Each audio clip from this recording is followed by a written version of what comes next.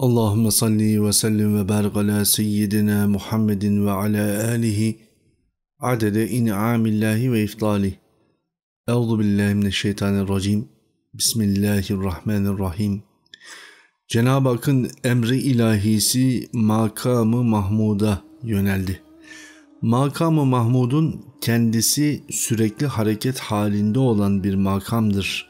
Zira Yavasi ismi şerifinin ana tecellisiyle bütün civarını kapsamaktadır. İşte bu kapsayışta bir tecelli ilahi geçişinde Yavasi ismi şerifinden Ya Şafii ismi şerifine geçerken makamı Mahmud'dan bir yeşil nur düştü efendim. Bu düşen nur arş kafesi üzerinde tohum oldu.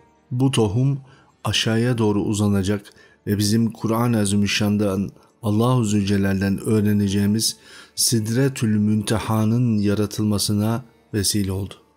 Bu aynı zamanda makamı Mahmud'un miracı oldu ki Necm suresinde Allah Resulü sallallahu aleyhi ve sellem Efendimizin Cenab-ı Hakk'ın nurunun tecellisine mazhar olduğu, onu görmek üzere olduğu, ona yaklaştığı, Cebrail aleyhisselamla buluşma makamı olarak, görüşme makamı olarak ifade edilen, tefsir edilen ve tefsirlerde de ifade edilen o noktaya ulaşmış olduk.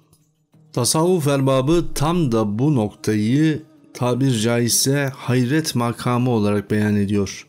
Akılların, dimaların hayrete düştüğü yer, Cenab-ı Hakk'ın yarattıkları hakkında fikir sahibi olunabilecek ehli tasavvufun, ehli evliyanın bir noktada ruhuyla miraca ulaştığında, Cenab-ı Hakk'ın hakikatine kavuştuğunda o kavuşma anını böyle ifade etmişler. Hz. Peygamber aleyhissalatü vesselam anlatınca anlaşıldı. Dolayısıyla bu anlayış biçimini biz diğer dinlerde de görüyoruz. Sidretül Münteha'yı kimi zaman filmlere de konu olmuş, hani hayat ağacı diye ifade edilen Budizm'de görmüş olduğumuz etkileri de mevcut.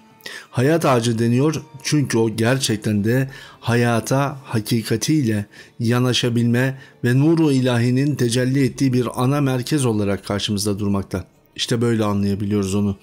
Necm suresinin 14. ayet-i kerimesinde Cenab-ı Hak beyan ediyor. İnde sidretil münteha, Sidretül Münteha'nın yanında buyuruyor.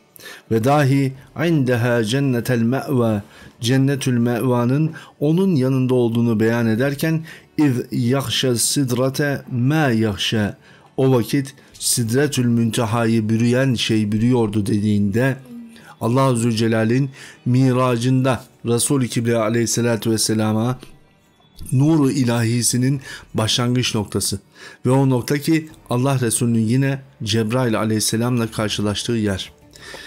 Elbette bu karşılaşma makamı bütün bir alemin onun miracına Ya Rafia ismi şerifiyle tecelli olunan o ismi şerifle miraca hasıl olmasına vesile olmuş. Yani yeryüzündeki varlığın yaşam enerjisi Sidretül Münteha'dır. Tabii ki bizler yeryüzünde yaşarken özellikle bilim dünyasından bakıldığında sadece tek bir enerji çeşidinden bahsediyoruz. Ama vücudumuzun varlık ittibası, ruhumuzun Cenab-ı Hak'la olan ilişkisinin devamı için ruhumuza da halk edilmiş, yani yaratılmış bir enerjiden vasıflandırılabiliyor olması gerekir. Bunun en güzel izahlarından biri rüyada karşımıza çıkar. Rüya aleminde ruhumuzla hareket ederken bir başka yerde, bir başka alemde Allah-u Zülcelal'in muhatabiyetine mazhar olabilmenin bütün cihetlerine kavuşurken bizler mutlak surette o ruhun hareket halinde olabilmesine ihtiyacımız var. Ve bu hareket kendine ait bir enerjiye muhtaç. Bu muhtaciyet enerjinin en az 8 kısımda yeryüzünde varlığımızın devamı için gerekli olan bir başka hayat biçiminin de mümkün olduğunu bize izah ediyor. Ve bunlardan 3 kısmı var ki bunlar dünyaya ait değiller ve bu enerjinin önemli bir tarafı, yani ruhlarımızda var olan ruhani enerjimizin tabiri caizse bugünkü ifadesiyle anlaşılabilir olması için söylemek gerekirse Sidretül Münteha ile beraber hasıl oluyor. Çünkü birazdan canlılık hususunda Tabi yaratılmış her şey canlıdır, cansız diyemeyiz ama madde manasında mahlukatın kendine has özellikleriyle yaratılış biçimine geçerken bu enerjinin yaratım merkezi, daha doğrusuyla inkişaf merkezi olarak Sidretül Münteha'yı beyan edebiliriz. Başlı başına bir kitap konusu olan bu alan, Selavat-ı Şerife ile beraber okunduğunda Ya Rafi ismi şerifinin büyük bir enerjiyle insanda hasıl olmasıyla görülebilir. Evet, sizler de Allah Resulüne selavat-ı şerife getirirken bunun içerisinde Ya Rafi ismi şerifini de tekrar ederseniz ondaki güzellik ve muhatabiyete siz de mazhar olabilirsiniz biiznillah. Bu Allah Zülcelal'in yaratmış olduğu Sidretül Münteha sadece Resul-i Kibriya aleyhissalatü vesselam'la beraber ve ona ilişkin yaratılmadığını böylece anlamış olduk. Ve bu hakikat dairesinde biliyorsunuz Miraç'ta Allah Resulü'nün refrefle bir hareketi var. Refref Sidretül Münteha'nın ağacında sadece bir daldan da yaratıldı. Her dalda var olan iç ve dış bir kabuk vardı. Bu kabuk tabi bugün ifade edebildiğimiz tarzıyla böyle tamamen nurani bir hakikat üzerine ve hurma ağacına çokça benzeyen Sidretül Münteha tabiri caizse dallarıyla iç ve dış yapıda yaratılmıştı. Ve bu iç ve dış yapının bir tane dalının bir tarafında Allah-u Zülcelal'in Ya Rafi ismi şerifin ilk tecellisinin denk geldiği yerde kırıldığında refref yaratılmış oldu. Refref Allah Resulü'nün miracında biraz daha detaylı beyan edebileceğimiz, onu Cenab-ı Hakk'a taşıyan bir başka hakikat olarak karşımıza çıkıyor. Evet, bu kırılma hem içinde hem dışında olma durumunu yaratmış oldu. Bir maddenin içi ve dışı. Ama sadece madde dünyasıyla karşılaştırmayın bunu. İçinde ve dışında olmak, bu anlam ve kavram biraz zorlayabilir sizi ama gece ve gündüzün yaratılışına vesile oldu efendim. Dolayısıyla Sidretül Münteha'nın hemen sonraki dersinde bizler gece ve gündüzün yaratılışına gideceğiz. Ama bu geceyi ve gündüzü sadece bugünün gördüğünüz gecesi ve gündüzü gibi görmeyin.